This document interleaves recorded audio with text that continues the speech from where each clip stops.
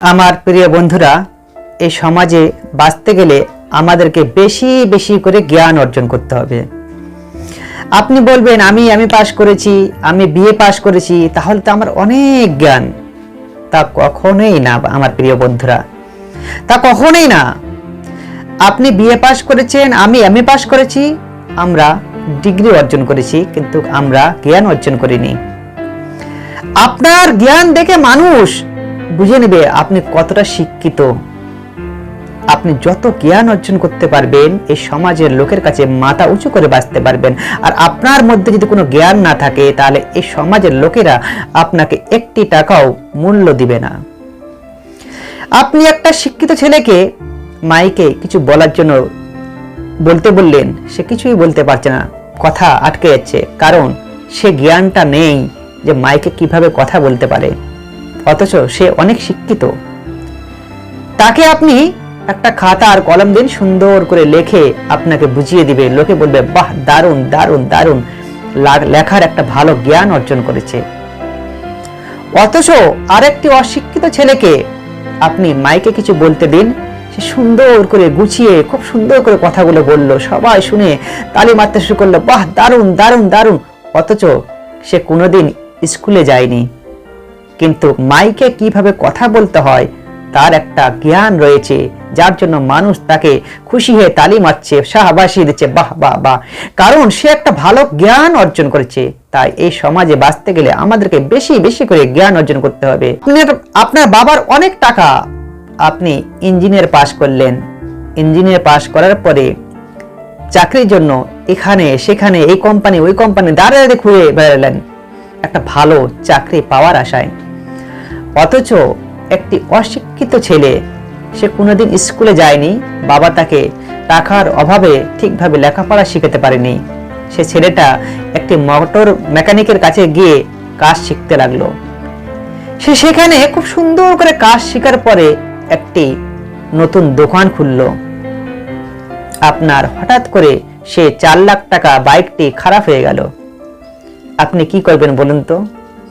আপনি শুনেছেন আপনার বাড়ির পাশে একজন মেকানিক রয়েছে, সে কম টাকা দিয়ে সার্ভিসিং করে, কিন্তু ততটা তার মোটর সার্ভিসিং করার অভিজ্ঞতা নেই। আর আপনি শুনেছেন আপনার বাড়ির কাছ থেকে 5 মাইল দূরে একটি ছেলে মোটর মেকানিক, সে খুব সুন্দর মোটর সার্ভিসিং করে, তার টাকাটাও একটু বেশি লাগে। আপনি কি করবেন? বাড়ির কাছে যে কম টাকায় ঠিক করে, ভালো খুব পারে না, তার কাছে ঠিক করবেন? আপনি তার কাছে ঠিক করবেন না। ভাববেন যে আমার এই দামি বাইকটা হয়তো সে আরো খারাপ করে দিতে পারে, এক কাজ করি, সে 5 মাইল দূরে যে ভালো কাজ করে, আমি তার কাছেই যাই। বাইকটা নিতে একটু কষ্ট হবে, টাকাও একটু বেশি লাগবে, লাগুক, আমি তার কাছেই যেয়ে ঠিক করব, কারণ সে মোটর মেকানিক, যে সে ভালো মোটর সার্ভিসিং করার একটা ভালো জ্ঞান অর্জন করেছে, যার জন্য মানুষ তার কাছে দূর দূরান্ত থেকে ছুটে আসে। তা আপনি বাড়িতে আমের গাছ লাগালেন, 2টি গাছ, একটিতে খুব সুন্দর মিষ্টি আম দেয়, আপনি সে গাছটার প্রতি যত্ন শুরু করে দিবেন, জল ঢালতে শুরু করবেন, কারণ সে আপনাকে প্রত্যেকটা বছরের শেষে খুব মিষ্টি আম দিয়ে থাকে। আপনি আরেকটি গাছ লাগিয়েছেন, কিন্তু সে গাছটিতে আপনাকে টক আম দেয়, মিষ্টি দেয় না।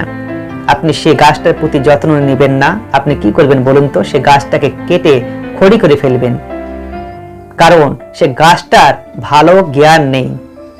আর যে গাছটা মিষ্টি আম দিত, তার মধ্যে একটা ভালো জ্ঞান রয়েছে, যার জন্য আপনি সে গাছটার প্রতি যত্ন নেন।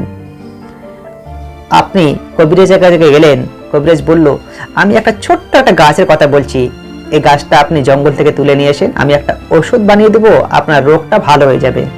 আপনি জঙ্গল থেকে এসে ছোট্ট গাছটি তুলে নিয়ে আসলেন, কবিরাজকে দিলেন, কবিরাজ সুন্দর করে একটা আপনাকে ওষুধ বানিয়ে দিল। আপনি খাওয়ার পরে যখন ভালো হয়ে গেলেন, তখন আপনি ভাববেন, আরে এই গাছটা তো আমি প্রতিদিন ছাগলকে নিয়ে এনে খাওয়াতাম, এই গাছটার এত সুন্দর জ্ঞান, আমার রোগটা ভালো করে দিল, বাবারে, খুব সুন্দর জ্ঞান অর্জন করেছে।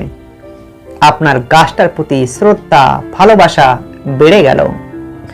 আপনি রাস্তা দিয়ে হেঁটে যাচ্ছেন, প্রচন্ড আপনাকে রোদ লাগলো, বিশাল বড় একটি গাছ আপনি দেখতে পেলেন, সে গাছের তলায় যেয়ে বসে একটু বিশ্রাম করলেন আর ঠান্ডা ঠান্ডা হাওয়া আপনার শরীরের মধ্যে আসলো, আপনি মনে মনে ভাববেন, ইস, এই গাছটা যদি না থাকতো তাহলে এই গরমে আমার অবস্থাটা কি হতো। ইস, গাছটা কত সুন্দর একটা জ্ঞান অর্জন করেছে, সে গাছটার প্রতি আপনার একটা আলাদা ভালোবাসা তৈরি হয়ে গেল, ভালো একটা জ্ঞান অর্জন করে ফেলেছে। তাই আমার প্রিয় বন্ধুরা, এই সমাজে বাঁচতে গেলে আমাকে, আপনাকে, সবাইকে জ্ঞান অর্জন করতে হবে।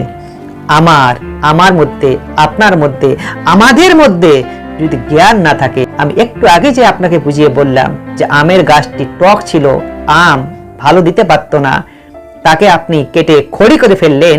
এই সমাজে আমরা যদি জ্ঞান অর্জন করতে না পারি, তাহলে এই সমাজের লোকেরা আমাদেরকে কেটে খড়ি করে ফেলবে। তাই আমার প্রিয় বন্ধুরা, আমি সবাইকে একটি কথাই বলবো, আসুন আমরা বেশি বেশি করে জ্ঞান অর্জন করি। আমার প্রিয় বন্ধুরা, আপনাদের কাছে আমার ছোট্ট একটি রিকোয়েস্ট, আমার এই ইউটিউব চ্যানেলটি সাবস্ক্রাইব করে আমার সঙ্গেই থাকবেন।